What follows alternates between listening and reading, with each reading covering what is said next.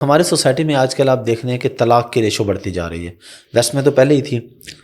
آپ اس کی بنیادی وجہ یا سب سے بڑی وجہ کیا سمجھتے ہیں یا کیا دیکھتے ہیں؟ میرا خیال ہے کہ اعتماد کی کمی ہے اور خواہشات کے انبار ہیں. اور جو ہمارا یہ ایک سوشل میڈیا جو کچھ دکھا رہا ہے، مطلب آپ کو پتہ ہے کہ کس طرح چیزیں باہر کی زندگی جو لوگ دکھاتے ہیں وہ کیا دکھا رہے ہوتے ہیں. تو آج کل جو ہے وہ میڈیا کی وجہ سے زیادہ لوگ جو ہے وہ چیزیں دیکھ کر اپنے آپ کو انہی چیزوں میں، اسی دنیا میں محسوس کرتے ہیں اور گھر کے معاملات کی طرف توجہ نہیں ہوتی. یعنی مطلب اگر آسان الفاظ میں کہوں تو ضرورت امیر اور غریب کی سب کی یکساں ہے نا. میری بھی ضرورت وہ ہے، آپ کی بھی ہے، ضرورت تو سب کی ہے. بالکل، بنیادی کھانا، کپڑے پہننا. ضرورت کے بعد ہے سہولت، آسائش، پھر ہے زیبائش، پھر ہے نمائش، پھر ہے ستائش. ہم نے ہر چیز کو ضرورت بنا لی. اور ٹرسٹ کی کمی ہے.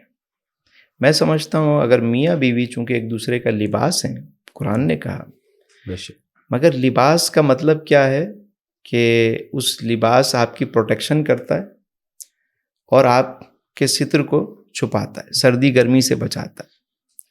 اگر حالات جیسے بھی ہوں، میاں بیوی اگر ایک دوسرے کا ساتھ دیں تو مشکل دور بھی گزر جاتا ہے. بہت خوبصورت رشتہ ہے میاں بیوی کا. بالکل. میں سمجھتا ہوں صرف اعتماد اور ایک دوسرے کو عزت دینا شروع کرتے ہیں، ایک دوسرے کو وقت دینا شروع کرتے ہیں. ہم اصل میں ایک دوسرے کو وقت نہیں دے رہے ہوتے، دنیا کو وقت دے رہے ہوتے ہیں، گھر والوں کو نہیں دے رہے ہوتے. بالکل ایسے ہی ہے. اور اس کی وجہ سے یہ خرابیاں بڑھتی جاتی ہیں. اور دوسرا ہی کہ اب لوگوں سے رابطہ کرنا آسان ہو گیا ہے، ہر ایک کے پاس سیل فون ہے. بالکل. تو جب آپ وقت نہیں دے رہے تو کوئی اور دینا شروع کر دیتا ہے، تو انسان کا دماغ خراب ہو جاتا ہے. تو میں سمجھتا ہوں کہ یہ بنیادی غلطیاں ہیں جو ہم کرتے ہیں، اور بعد میں احساس ہوتا ہے جب چڑیا چگ جاتی ہے کھیت. بالکل. اسی سے ریلیٹ اگلا کویشچن کہ بچوں کی تربیت کے حوالے سے کوئی خاص اگر آپ چیزیں بتانا چاہیں. ایک تو میں آپ کی بات سے یہ سمجھاؤں کہ جس طرح فیملی کو ٹائم نہیں دیتے، بچوں کو بھی نہیں دیتے، تو بچے بھی دور ہوتے جاتے ہیں. اور آپ اس کے علاوہ کیا کیا وجہ سمجھتے ہیں اور اس کا سلوشن کیا دیتے ہیں والدین کو؟ آج کل ہم دیکھتے ہیں کہ والدین اور بچوں کے درمیان وہ بانڈنگ، وہ تربیت نہیں ہے جو کہ ہونی چاہیے. میں سمجھتا ہوں ایک تو بچوں کو جو ہے وہ زبان سے سمجھانے کے بجائے کردار سے سمجھایا جائے. واہ. ہم ہر وقت نصیحت میں لگ گئے ہیں، بن حیث القوم بھی. اور حافظ صاحب، نصیحت کی کثرت نے نصیحت کو بے اثر کر دیا.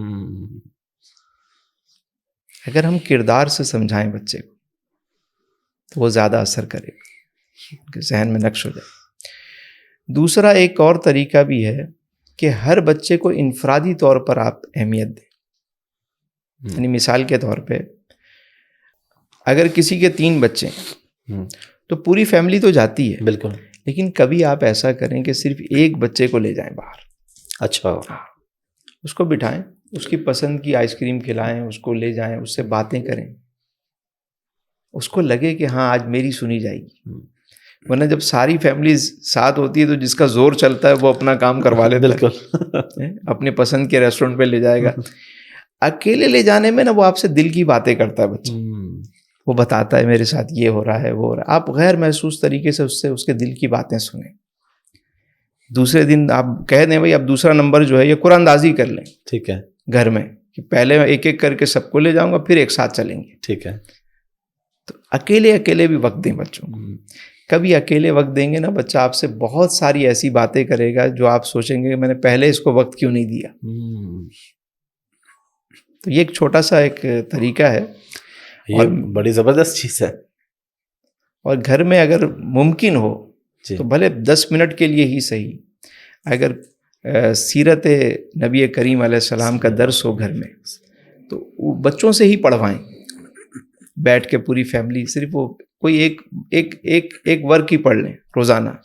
چھوٹی سی کوئی کتاب رکھ لیں سیرت کی، اور اس کو پھر آپ نے تھوڑی سی تشریح کر دی اس میں. تو حضور کی محبت جو ہے نا بچوں کو باادب بناتی ہے. دین کی محبت ہی بچوں کو باادب بناتی ہے. جب بچے دنیا دار ہوتے ہیں نا، اعلیٰ اسکولوں میں پڑھ کے آتے ہیں تو ماں باپ ڈرتے ہیں بات کرتے ہیں، اور جب بچہ دینی ماحول میں پرورش پا کے نکلتا ہے تو وہ ڈرتا ہے کہ کہیں ماں باپ ناراض نہ ہو جائے۔ بالکل، تو دین سے جوڑ کے رکھیں، اپنے عمل سے تربیت کریں، تو میں سمجھتا ہوں ماحول اچھا ہو جائے گا، بہتر ہو جائے گا انشاءاللہ۔ جوائنٹ فیملی سسٹم پہ بھی میں نے دیکھا کہ آپ بات کرتے رہتے ہیں، میں بھی کوشش کرتا ہوں ہر پوڈ کاسٹ میں مطلب جو بھی ریلیونٹ اس سے لوگ ان سے پوچھوں۔ سب سے پہلے جوائنٹ فیملی سسٹم کا اسلام سے تعلق بتا دیں، اور پھر ہمارے جو پاکستان میں یا بر صغیر میں ہے اس کے حوالے سے بتا دیں، اور اس کے مسائل کے حوالے سے۔ بحیثیت طالب علم جو میں سمجھ پایا ہوں، اسلام نے کوئی ایسی آپ پہ پابندی نہیں لگائی کہ آپ جوائنٹ فیملی سسٹم میں رہیں یا الگ رہیں۔ اسلام نے کوئی ایسی پابندی نہیں لگائی کسی کے اوپر۔ اور جب ہم سیرت کو دیکھتے ہیں تو آقا کریم علیہ السلام کی جو ازواج مطہرات ہیں امہات المومنین، ہر ایک کے الگ الگ حجرے تھے، کوئی بغیر اجازت کسی دوسرے حجرے میں نہیں جاتا تھا۔ اور پھر آقا کریم علیہ السلام کی جو پیاری شہزادی ہیں، شہزادی کونین، خاتون جنت، حضرت بی بی فاطمہ الزہرا رضی اللہ تعالیٰ عنہا، حضور کے گھر میں، اور پھر سیدنا علی المرتضیٰ شیر خدا کرم اللہ وجہہ الکریم، آپ نے ہی تربیت فرمائی اور آپ ہی کے گھر میں انہوں نے تربیت پائی۔ بے شک۔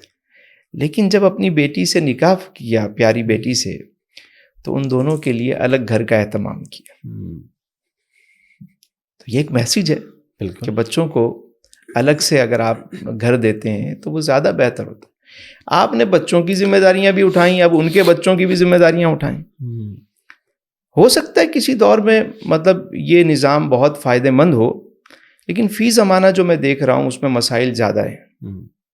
تو میں سمجھتا ہوں کہ اگر بچوں کو شروع سے ہی یا الگ فلور ہوں گھر میں، اوپر نیچے اگر کسی کا گھر ہے تو ایک فلور شادی کے بعد ایک فیملی کو، تاکہ آزادی کے ساتھ وہ رہیں، مسائل پیدا نہ ہو۔ کراچی میں میمن برادری کے بارے میں آپ نے شاید بتایا تھا کہ ان کے ہاں یہی چلتا ہے زیادہ، بڑا خوبصورت ان کا ایک نظام ہے۔ یعنی غریب لوگ بھی ہیں، ظاہر ہے میمن ہر برادری میں امیر بھی ہوتے ہیں، غریب بھی ہوتے ہیں، تو بھلے کرائے پہ لے کر دیں گے وہ، لیکن الگ فلیٹ لے دیں گے۔ اچھا، ہاں، شادی ہوگی تو الگ کر دیں گے۔ اسی بلڈنگ میں جہاں وہ رہ رہے ہیں یا قریبی، اس کو دلا دیا، کھانا پکے گا وہاں تو یہاں بھی جائے گا، یہاں سے وہاں بھی جائے گا، شام کو بیٹھک بھی ہوگی، لیکن سونے رہنے کے لیے الگ ہے۔ تو یہ ایک نظام ایسا ہے کہ ہر کوئی اپنی اپنی ذمہ داریاں اٹھاتا ہے۔ اب ہم دیکھتے ہیں کہ گھر میں جہاں جوائنٹ فیملی سسٹم ہے، ایک بندہ کما رہا ہے سارے، یا ایک باہر چلا گیا وہ بھیجے جا رہا ہے، پاجی کی کر دے وہ ساڈا وڈا پرا باہر ہے، بس لگیاں نے موجاں، ایسے ہی۔ تو پھر ذمہ داریاں تقسیم نہیں ہوتی، کوئی بیچارہ زیادہ پس رہا ہوتا ہے اور کوئی بالکل ہی مزے میں ہوتا ہے۔ تو میں سمجھتا ہوں کہ آج کے دور کے حساب سے بچوں کو اگر شروع سے ہی ان پہ ذمہ داریاں دی جائیں تو اس کے زیادہ فوائد ملتے ہیں، اور اس سے پھر ساس بہو کا جھگڑا ختم ہو جائے گا۔ اصل میں سمجھتا ہوں کہ دونوں کے اپنے فائدے بھی ہیں اور کہیں نقصانات بھی ہیں۔ ٹھیک ہے۔ بعض جگہ میں نے دیکھا ہے کہ فیملی اتنا ہیپی ہوتی ہے کہ انہیں الگ رہنے کی ضرورت نہیں۔ اگر ہم ایک ساتھ کوئی رہتے ہیں تو آپ دیکھیے فائدے کتنے ہیں، یعنی بہت ساری چیزیں ہیں جو آپ مل کے رہنے میں، وہ مسائل، آپ کہیں جا رہے ہیں بچے چھوڑ کے چلے گئے، کوئی بیمار ہو گیا کسی نے، مطلب ایک جوائنٹ فیملی کے اپنے مزے بھی تو ہیں نا، جی جی، فوائد بھی تو ہیں۔ جی جی۔ تو جہاں اگر محبت ہے، پیار ہے، عزت ہے، میں سمجھتا ہوں وہاں مل کے رہیں، اور اگر پیار محبت میں، عزت میں کمی آ رہی ہے تو الگ ہو جائیں۔ الگ ہو جائیں۔